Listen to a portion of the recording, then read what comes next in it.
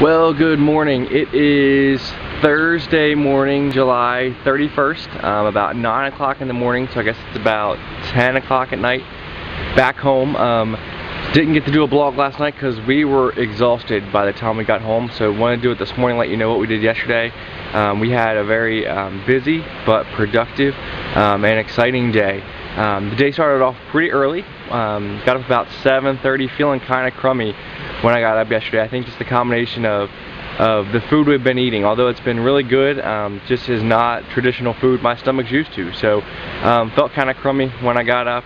That lasted pretty much all day, but we had enough excitement that I forgot about it for the most part. So when we got up, we headed out to a dock that's about maybe 5 or 10 minutes from the hotel, and we caught a long-tail boat ride down a river for about 30 minutes, going out to the Long Neck Village. The boat ride was ridiculous. We were in the most remote place I think I ever could have imagined being. Nothing around but trees and jungle, and going down the Brown River. We did a cool video on it that will get posted with Brian, but we got there to the Long Neck Village. The Long Neck people are the ones that put the rings around their neck to make their necks longer. They think it's a sign of beauty. So we got there and got to see some of them, took some pictures with them, and then went to the village which is there, where they're attempting to start a church, and they have a school there. So we got there and spent some time in the morning with the kids, teaching them English. We split up into groups. Brian was off by himself, and as usual, he was awesome at just about everything he does, but he was awesome with the kids. He had them laughing and talking and practicing numbers, and had a good time. Jason and Buck and I went off and we started teaching them a song that Buck knew, which was great because he only had 4 words. So it worked out pretty well teaching them that, and had a good time with the kids for about 15 or 20 minutes. Then we went back to their church, which is a small, just like one-room church that the people built. And we have a video that will get posted up of Lourdes explaining how that church got built there, which was really cool. God really had his hands involved in that, so we'll get that posted for you. But went there and we had a service in the morning. Buck and Bonnie did some singing, and Brian did another great sermon to the people that were there. This one was more intriguing because it had double translation. Lourdes did it into Thai, and then the pastor there converted it to, I think it's called Korean. It's a native language to that group. I had never heard of it before, but he did the translation, so it made for an intriguing experience to see the double translation. After that, they gave us some beautiful gifts. These nice shoulder bags that they made from native things they have in the area. And then the pastor asked us to break up into some groups, and we spent some time praying with the people there for some individual needs for the church and for the community there, which was really cool. After that, they served us lunch. It's a unique custom, I guess, here, maybe other places as well, but it was unique to me. They don't eat until all of the visitors have eaten. So while we were in the building having lunch, everybody else kind of milled around outside or was off doing some stuff, but it was an intriguing feeling to know that they're all just going to wait around for you to eat. The food was good. All we were told was that it was pork, and we didn't ask a whole lot of questions because this was the most remote place we've been so far, and we had a feeling that it was probably going to be a little bit more traditional food. Fortunately, in the morning, the hotel we're staying at is more of a Western style hotel, so we had a good breakfast of for me, French toast and some yogurt, which was awesome. And it sounds kind of funny, but you know, the cultures in the yogurt, I think, helped ease some of the stomach issues I've been having. So definitely worked out well for lunch, because about the time we were finished, you know, we took a closer look at the food we were eating, and we figured out that it was pork, but it was literally just cross sections of the meat. So you had meat, and then fat, and then skin with even the hair still on the skin.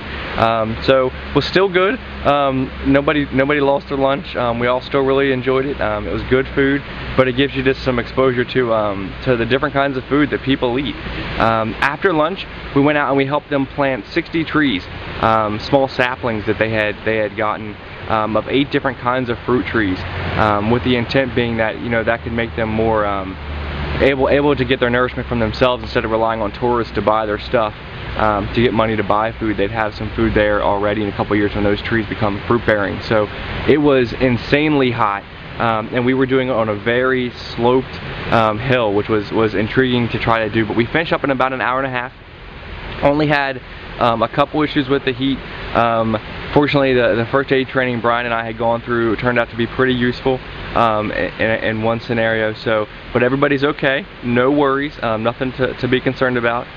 We had a great time. We finished up in record time. They were surprised how fast we finished.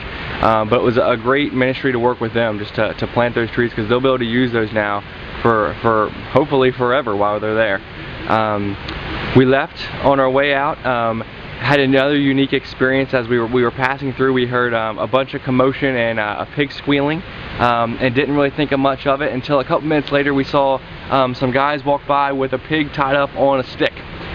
So I think we overheard the slaughter of that pig. I guess they were preparing dinner, but again was a pretty unique experience. The church there is brand new. It's only a few people, and we're really praying that that's going to start to grow. So lots of kids in the village too. I tell you, the time at the school was really neat. It was 5 different classrooms, probably about, I would say, close to 60 or 70 kids maybe. Was really cool. We had a good time teaching them English and working with them, and then you know, Brian gave another great sermon, as he has this entire trip. We got back on the boat and took the boat ride back up to the village, or I'm sorry, back up to the hotel. Again, it was another intriguing boat ride. This time you're going upstream, so a lot of splashing going on. But again, just some beautiful scenery, and it kind of gave you perspective on just how remote we were, you know. As we had no contact with anybody all day, it makes you wonder, you know, what were you coming back to? You know, stuff could have changed in the world and we wouldn't even know about it. So it gives you perspective to what they live through each day. But we got back, got cleaned up because we all felt really disgusting from being out there working in some significant heat and humidity. And then we grabbed dinner here in the hotel. This was the first meal I just really wasn't interested in eating. My stomach just wasn't really too keen on having any food. So it was a light meal for me, but then we headed back to the church here in Mahongsan to go to their prayer meeting, which was pretty neat. We got there at 7 o'clock and nobody from the community was there yet. After about 20 minutes, people did finally show up, and we had a great time doing some singing. And Jason actually preached last night a great sermon. They're going to let Jason and I both take a round here of speaking and give Brian a break. So I'm looking forward to doing that here at the Bethany home, hopefully, with the kids at the orphanage. So definitely excited about that. Today is a little bit of a down day for us, but we'll give you a blog tonight and give you some details around that. So hope everything is going well at home. We definitely miss you. We love you. Keep praying for us. We've had an awesome time here. Still ministering to a lot of people at the churches and handing out tracts, and our prison ministry kicks up really next week. We come back this weekend after some more excursions, and next week we'll be at prisons each and every day ministering to people. So really cool experiences. We'll have lots of blogs for you, and we'll talk to you soon.